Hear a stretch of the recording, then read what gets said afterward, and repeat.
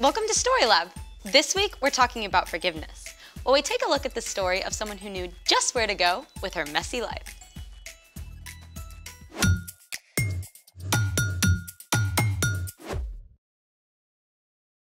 Hey, I'm Skylar. And I'm Sebastian. We're talking about forgiveness, which is deciding that someone who has wronged you doesn't have to pay. Speaking of forgiveness, Yes, you know how we're all works in progress? of course. And you remember that beaker full of delectable M&Ms that you left on the counter yesterday? Oh, right, thanks for reminding me. I totally want a snack right now.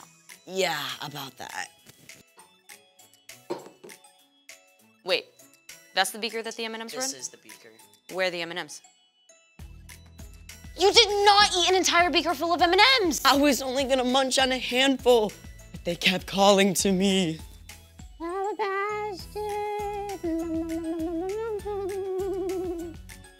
I cannot believe you ate all of my M&Ms. I feel terrible. Bet your stomach did too. True story.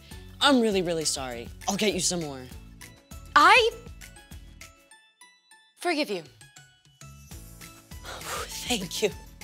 I'm gonna get you some more, I promise. Cool. But I know something we can do with it first. Something better than M&Ms? Yep. Let's make it. Step 1. Take a candle and place it in the center of the dish. Step 2. Put a few drops of light food coloring in a container of water. Because around here, we love food coloring.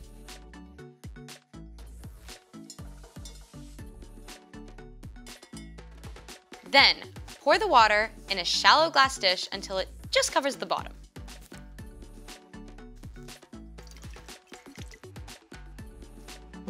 Step 3. Light the candle. Grown-up alert, grown-up alert. Yes, make sure you have a grown-up present. Or you may accidentally do something that requires a lot of forgiveness. That was a little dramatic. Yeah. Step 4. Cover the candle with a glass beaker. A conveniently empty glass beaker. Then the final step is you're going to put a few drops of dark food coloring around the rim.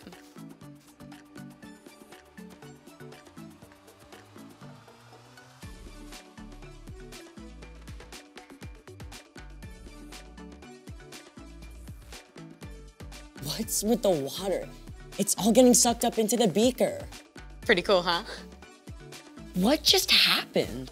Science! As the flame consumes oxygen, the pressure inside the beaker is decreased, while the pressure outside the glass stays constant. Since the outside pressure is greater than the inside pressure, the water gets pushed up into the beaker. Taking away the water in the dish.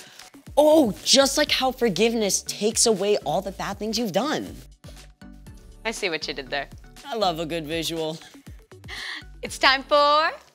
The story before the story. Today, we're in Luke, the third book in the New Testament.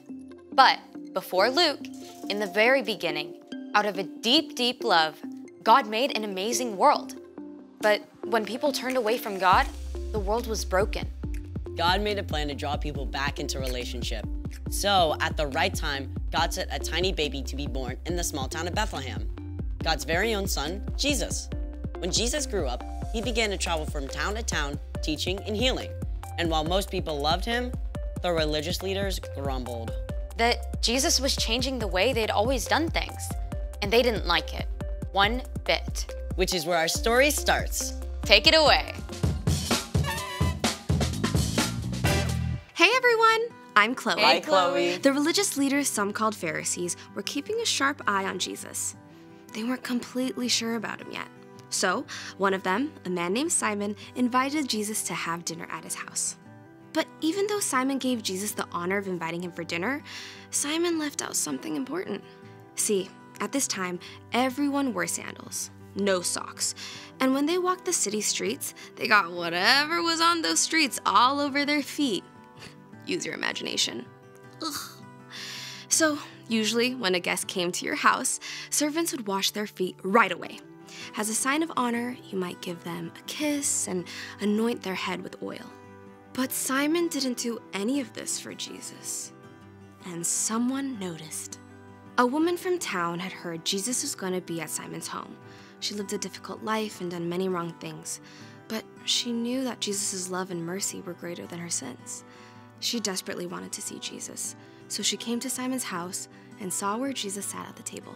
Now, you've got to understand something about how people sat to eat at this time. Tables were low down, so you actually sat on the floor. In fact, you might even lie down on your side with your head over here by the table and your feet back over here behind you.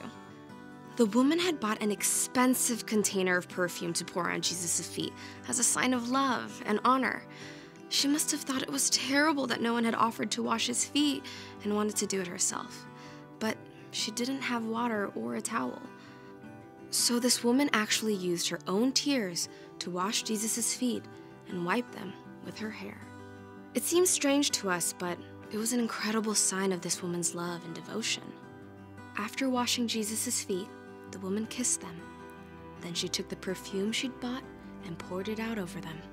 As the strong, sweet smell of perfume filled the room, Simon and the other guests watched the woman. They were shocked by what she was doing. Simon said to himself, "If this man were a prophet, he would know who was touching him. He would know what kind of woman she is. She is a sinner." Simon thought this inside his own head, but Jesus knew exactly what Simon was thinking.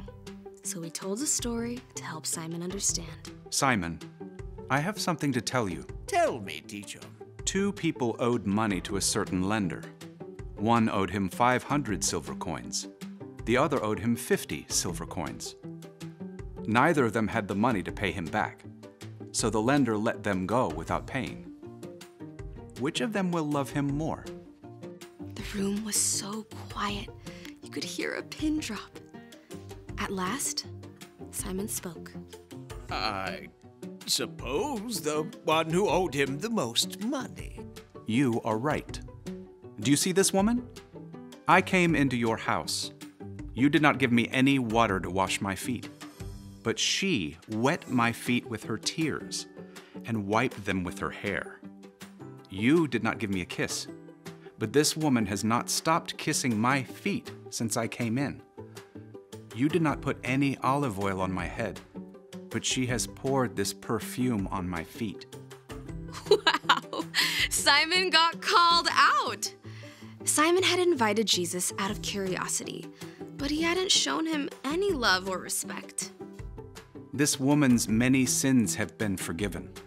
She has shown that she understands this by her great acts of love.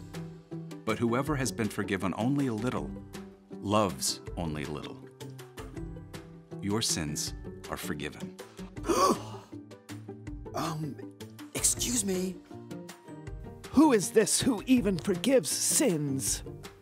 The other guests whispered and exclaimed in shock, but Jesus smiled at the woman with deep love in his eyes. Your faith has saved you. Go in peace. The room was filled with religious leaders who were quick to call the woman a sinner. But they didn't look at their own lives. They didn't see their pride and hard hearts needed forgiveness just as much as the things this woman had done. The end. I gotta be honest, all the feet washing and perfume stuff seems a little bit strange, but she was all in for Jesus. Exactly. She saw how much she needed Jesus. All the religious leaders missed it. They thought they had it all together.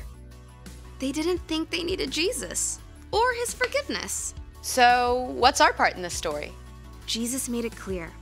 Everyone needs forgiveness. Not just the guy who robbed a bank or the school bully. All of us have done things wrong.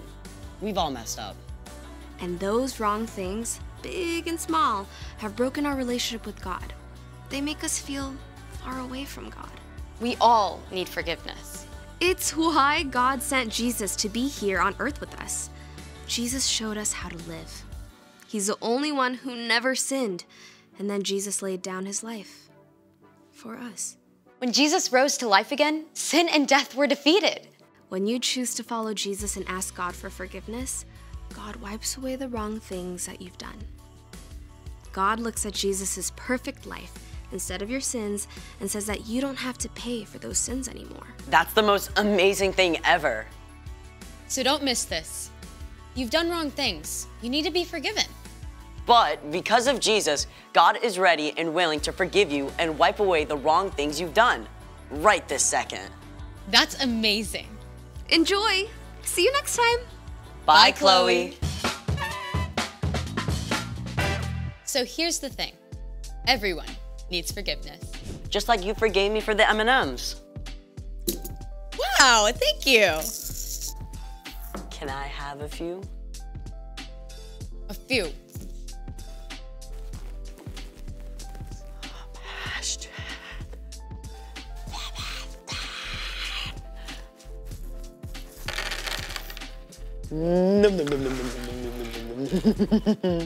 Okay. Thanks for joining us in the Story Lab. See you next time.